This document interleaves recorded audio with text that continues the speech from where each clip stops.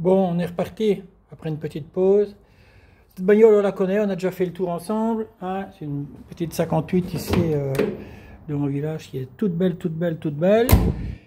Mais qui avait un gros défaut. J'en avais peut-être pas parlé du gros défaut. C'était que au moment où on embrayait pour passer une vitesse, la voiture sautait comme ça de tous les sens. Il fallait vraiment jouer de l'embrayage pour démarrer.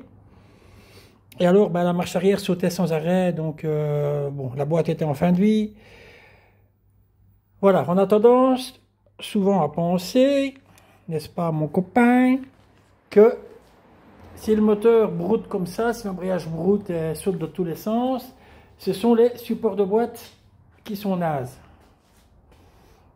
Effectivement, ça joue un peu un rôle, mais ce n'est pas ça la cause principale.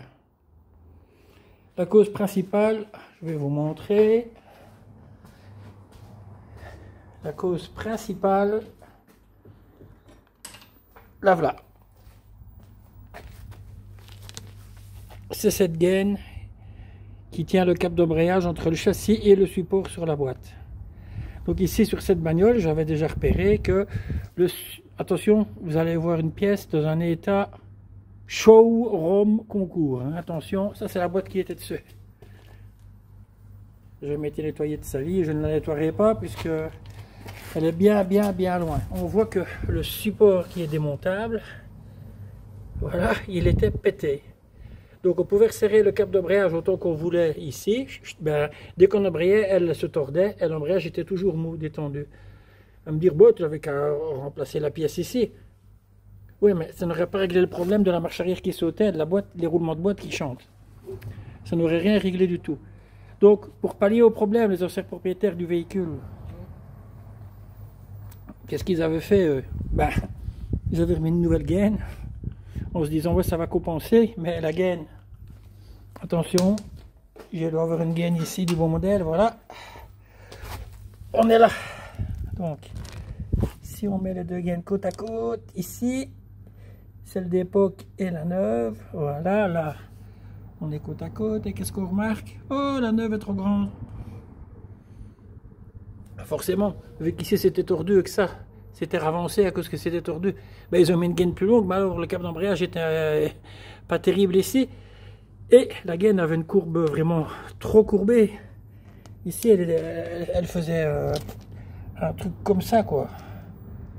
Voilà, elle était courbée à mort. Et c'est ça qui fait que le moteur tremble. C'est pas seulement les supports.